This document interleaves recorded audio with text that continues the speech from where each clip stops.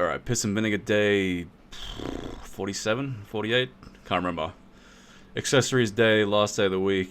I had yesterday off, so I didn't get arm wrestling in. So I might do arm wrestling tomorrow. I'll do back, and then a second workout later on, and do arm wrestling later in the day, just to make up for yesterday. Because normally I train 6 days a week, or 6 or 7 depending. And if I do 6 or 7, I can fit all training sessions in. If I only do 5, I can't fit them all in. So all good. Accessory day today. I'm doing some shrugs on my new built machine. I did it previously, tried these out on my previous prototype that was kind of couldn't hold as much weight on it. This one's better, it can hold more weight.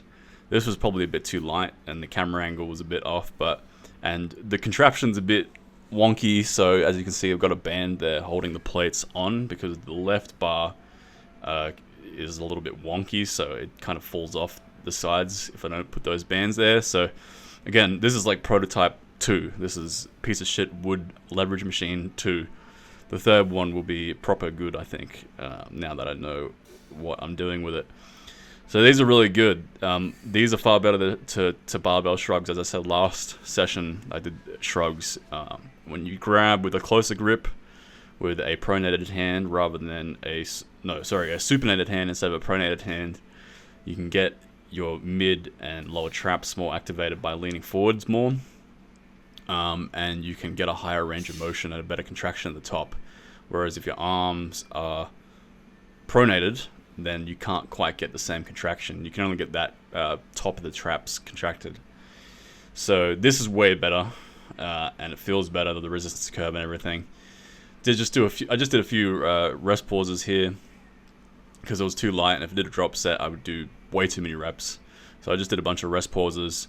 Next time, I'll do 120 or 130 kilos. I mean, the wood probably weighs about 10 kilos, but I don't count that. So this is 110, I think. I needed to make it 120, 130 in order to have a good amount of weight. And normally I would start the session off with power shrugs with the barbell, but I had a raging headache today, like fucking heaps brutal. And funnily, I don't know what it is. Every other Sunday or so, or every few Sundays, it's always a Sunday, because Sundays when I do my accessories, I get headaches. I don't know what it is. It's something about Sundays to give me headaches.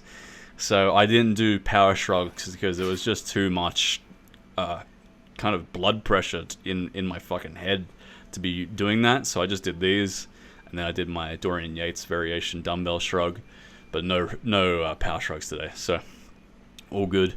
But yeah, this workout was brutal. Like everything just hurt so bad because it was one of those kind of pulse headaches where like every time your heart beats, it hurts really bad. I've still got it right now. So forgive me if my commentary is a bit off, but yeah, anyway, that's the beauty of high intensity training, is even if you have a brutal headache, you're sick or something, because it's so much shorter than bullshit volume days, you can push through and get it done. Now, granted, my accessory day is my longest day because there's so many movements to do. It's traps, neck, abs, calves. So there's a lot of variations. So it's probably my longest day, my hardest day realistically. But even at that, I was still able to push through it. Whereas if I had to do a volume day today, there's no way I would have done it. I would have just skipped it because my head was pounding. So then I move on to the Dorian Yates shrugs. This is so you can retract the scapula and you get a stretch at the bottom. So this is to train kind of the lower to mid traps, some rhodoids too.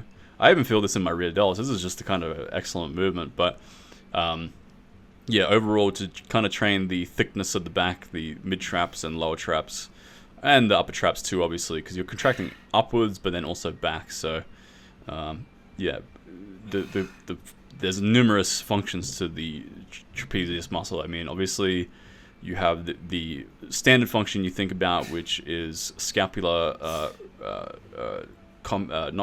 depression, elevation of the scapula. Sorry, my brain's not working.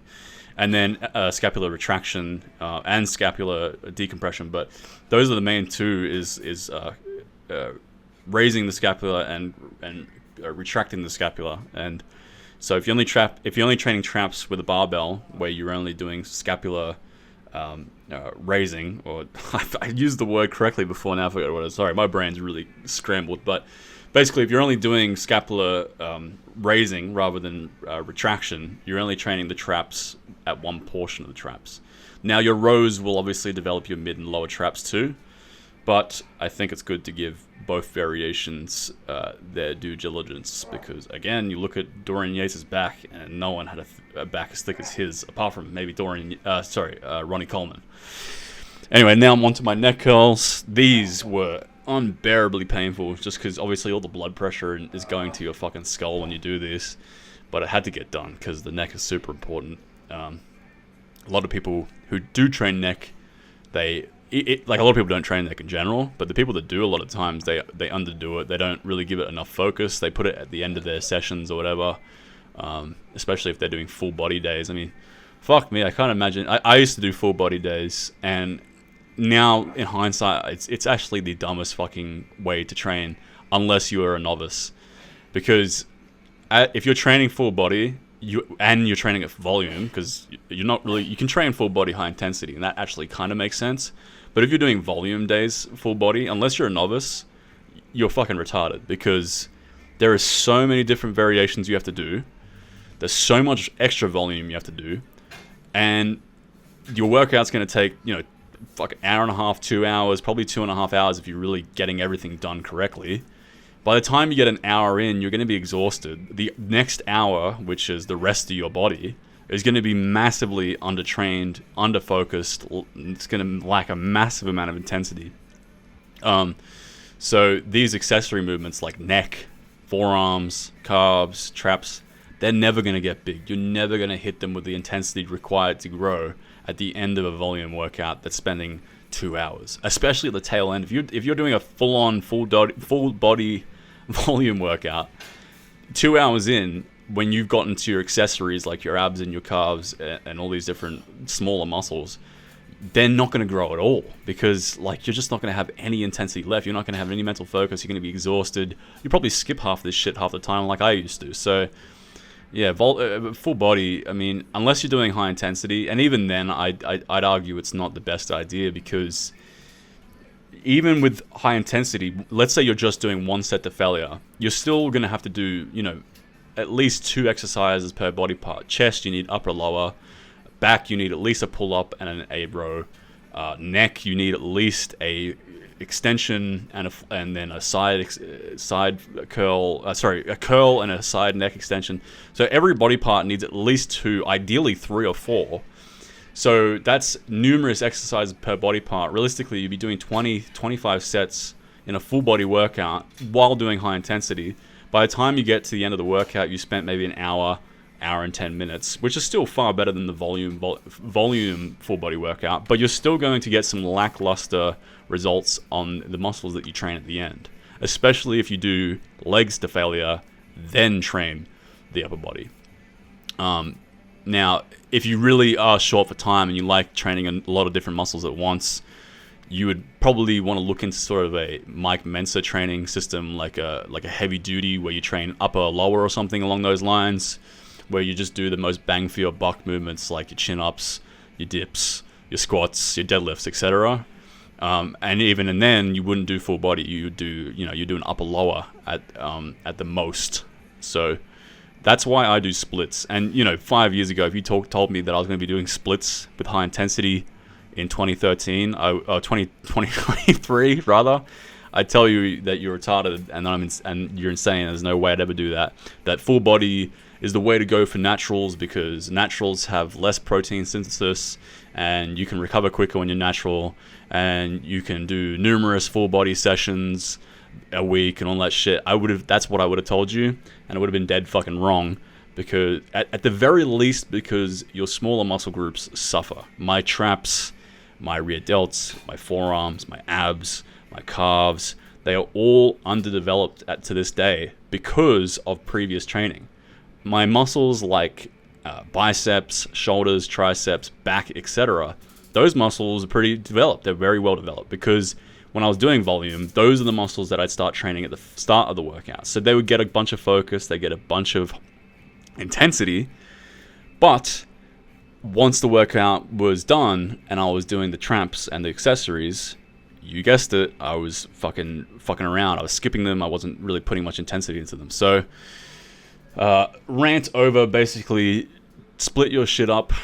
At the very least, at the very most, do upper lower. But realistically, train, like a push-pull legs, or a 5-day split where you do, like kind of the Dorian Yates model, or what the model that I'm doing, where you do the chest, the triceps, the back, the biceps, the shoulders and arms, the legs, and accessory day, or whatever it is. I mean, mine is even more than that. It's, it's 6 because I do arm wrestling. But, yeah, anyway, so basically high intensity is king. Volume, let's get fucked. Anyway, finishing off. No, I'm not finishing off. I'm still doing calf raises here. So this I genuinely spent 5 minutes setting this fucking machine up. I've really got to figure out how to make this easier to set up. But once it is set up, it's really good. I'm really able to do these calf raises like you would. It feels almost identical to the machine that you'd feel at the gym once I got it all set up. I was tinkering during the set, trying to get my knee position properly aligned, I was potentially going to try and get that pin, the safety bar that I'm doing the calf raises off my knee, to be able to kind of latch onto the safety pin on the rack there, but I had imagined that would potentially snap the wood from the wood kind of twisting, so I didn't risk that. It says like 130 kilos right there in front of me. I don't want that landing on my feet or whatever. So yeah, and I mean, you guys, anyone's that have been watching this series for the last 2 or 3 weeks, you'd see the first rendition of this machine that I made almost fucking blew my knee out when it kind of fell over and hit my knee. So this new prototype's pretty safe though. It feels good. This was still too light. I need to add more weight for this because these calf raises, I don't know how many I did, but it was easily over 15, and I'm realistically trying to get 10 to 15 on calf raises. But this is really good. I was really hitting the gastrocnemius really hard. And then next week I need to add an extra calf raise variation to hit the soleus muscle, because this doesn't hit the soleus that well, which is the inner calf muscle. But today I was feeling pretty lazy. I could have done that. I could have found out a variation today to do. I already have one in mind, which also uses the leverage machine. But again, my head was just fucking pounding at this point. And then I do sit-ups. With the cable. This makes it so hard, man. This is like 5 kilos and I can barely do like 6 or 7 reps. Whereas if I put a 20 kilo plate on my chest, I can bang out quite a lot of reps. So the cable tension is far superior to the weight plate tension. Cables are oftentimes better than free weights. You heard it here, folks. I genuinely, the resistance curves in most movements are better.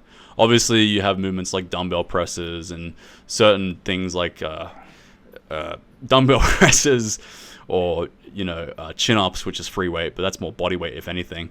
There are certain movements that I'm blanking out right now because my head's fucked, but there are obviously certain movements where free weights are superior.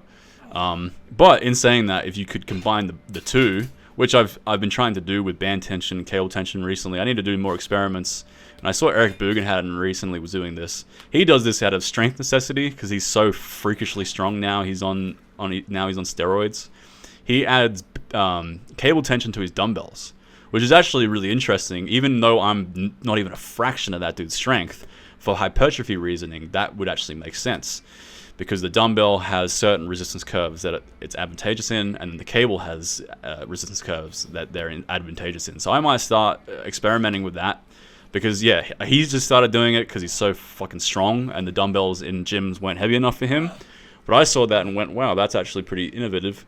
I want to try that for hypertrophy. So there might be a few movements in the next few videos where I start adding cables to the dumbbells. I don't know which movements yet. I'll have to experiment a little bit, but yeah, that'll be a new thing that you might see. So that's the crunches. Just did a bunch of. I did the cable, then I went onto a 10 kilo weight plate as a drop set, and then I do a body weight drop set, and then that was it. And I move on to leg raises.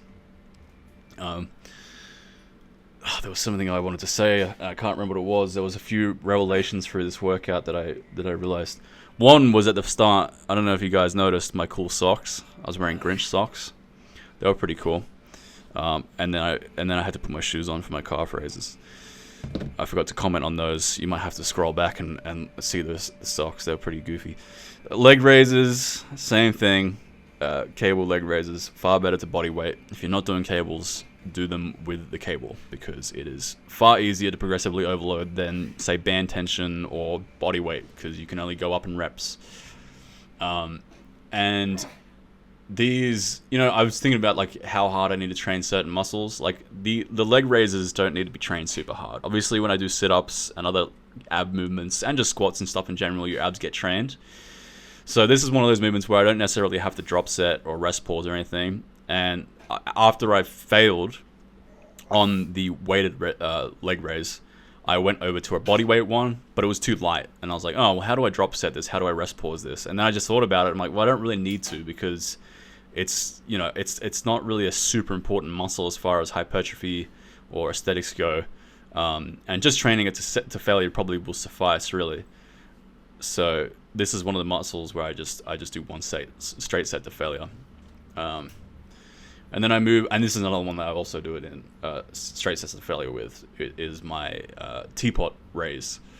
On my left or right side, one of my obliques I do a rest pause with, because one of my obliques is bigger than the other one.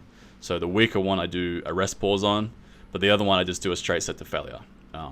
Because the obliques, I don't need them to get that big, and they're already getting a bit too big realistically. And they will. The thing is, you need your obliques to be somewhat big, because they do tie into your waist. They do make your waist look more defined. Contrary to popular belief, a lot of people don't train their obliques because they think it's going to make their waist bigger. Not really. It really won't. If anything, it'll make it look leaner. And it'll make your abs appear quicker when you're cutting weight. But if they get too big, of course, then yeah, you don't want to have some like, strongman level obliques or anything. You just need to have them defined. And at this point, mine are kind of getting too big. They're growing really fast, so I might start backing off soon. But yeah, you should be training your obliques a little bit. And again, this is one of those muscles, man, where you will not train your fucking obliques if you're doing full body volume workouts, or if you're adding abs at the end of your leg days. You're not going to train obliques. You're just not. I mean, unless you're some like indomitable willpower, David Goggins kind of like Jocko Willink freak, you're not going to do it. You just won't. So this is why I have an accessory day. This is part of why I do high intensity.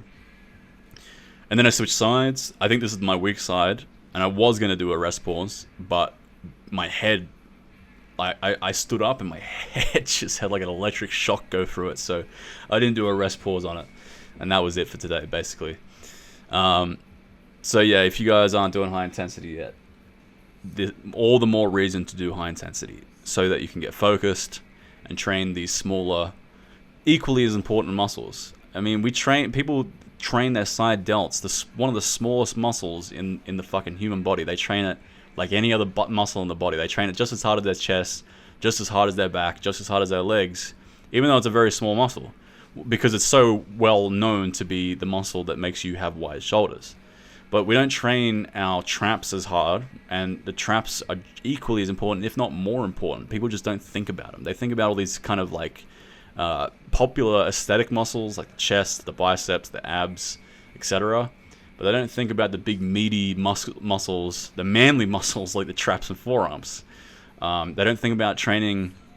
Or people want abs, but they don't train them hard enough. They it's one of these aesthetic muscles that everyone wants, but they put it at the end of their leg days, and then they neglect the fuck out of them. So get an accessory day and train your accessory muscles to failure. Yeah, that was it. That's my head just blew out. I blew a gasket, and that was it. I was fucking done. Alright, see you guys tomorrow for more Piss and Vinegar. Bye bye.